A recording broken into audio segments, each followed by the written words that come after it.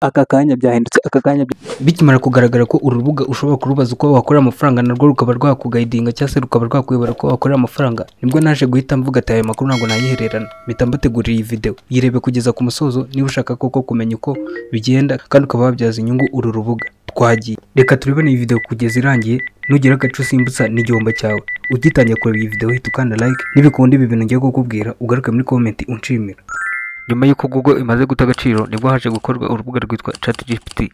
Tugiye kureba ese ChatGPT wayibaza buri kimwe cyose mu kirimi ushaka, ese Google wayibaza buri kimwe cyose mu kirimi ushaka.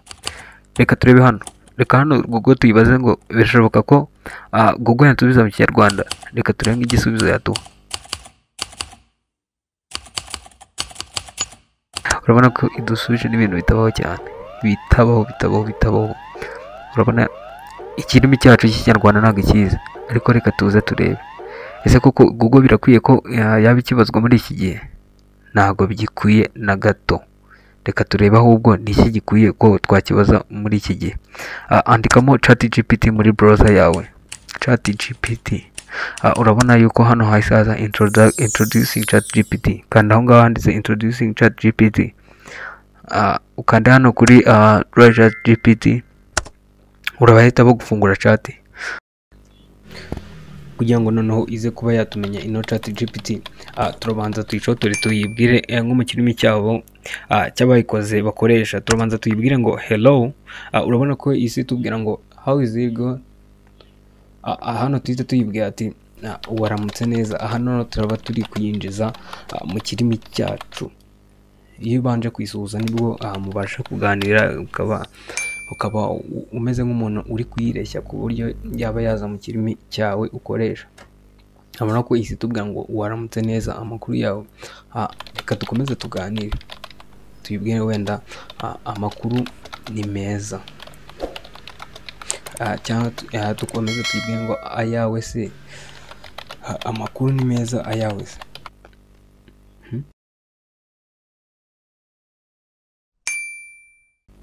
Ni byiza cyane, ndabishimira, ndaho neza, wowe se umeze neza.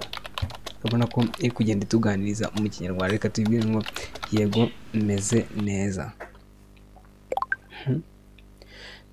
Urabona ko isi nsubiza nishimiye kumva ko umeze neza, ufite ibyo wifuza kuganiraho cyangwa hari ikindi nakora ngo umufashe.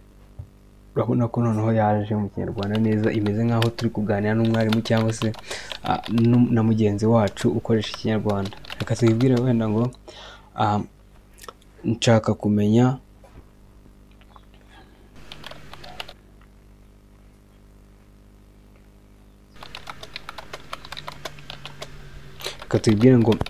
kumenya ese wabasha gukora iki muri rusange, ubundi ni ibiki yakora. Reba ibintu none itubwiye yashobora gukora. Nshobora kugufasha mu bintu byinshi, dore bimwe muri byo. Icya mbere, gutanga ibisubizo ku bibazo. Nshobora gusobanura, reka turebe, nshobora gusobanura ibintu cyangwa kuguha amakuru ku bintu bitandukanye.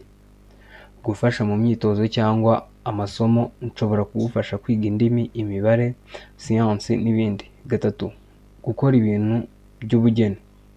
Nshobora kugufasha gukora ibishushanyo cyangwa ibihangano bitandukanye. Reka turebe kane, gutanga inama. Nshobora kuguha inama ku buzima, imibereho cyangwa ibibazo byihariye. Gatanu, kuganira no gusabana. Nshobora kuganira nawe ku bintu bitandukanye, guseka cyangwa guhuza ibitekerezo. Urabona ko isi mbwira ngo ni iki cyaba cyiza waba wifuza kuganiraho cyangwa gukora. Reka hano tuhite tuyibwira ngo ese wambwira uko nshobora gukorera cyangwa se uko nakorera amafaranga online byihuse mu buryo nyine budatinze. Reka tuyibaze nk'uko twumve. Urabona ko ni urubuga mushobora kuganira bitakugoye, bitagusabye, bigusaba ikintu bita internet gusa na telefone cyangwa se computer yawe. Urabona ko hano isi tubwira uburyo twakoramo amafaranga online bitatugoye. yiteze tubwira ngo yego hari uburyo butandukanye bwo gukorera amafaranga online. Ibi ni bimwe muri ibyo.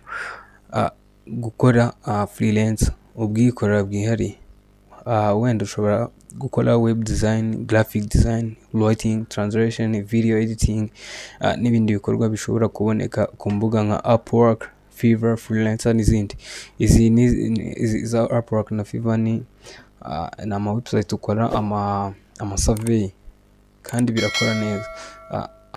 Reba nawe nyarukiraho ugenda ureba ati uyibaze. Ntabwo nabasha kubisoma kuko ni byinshi cyane byadutwara iminota, ahubwo nagira nkwereke uko nawe ubwawe wagenda, nagira nkwereke uko wajya gushaka information, ahantu wazikura, ahantu wajya ukura information ukeneye cyangwa se ibintu byagufasha mu buzima bwawe bwa buri munsi. Wowe genda nawe wandikemo ibi bintu twanditsemo, urabona igisubizo. Ndabizi urabona igisubizo. Reka hano tubwire ngo sawa, urakoze, ndagushimiye, ugire umunsi mwiza.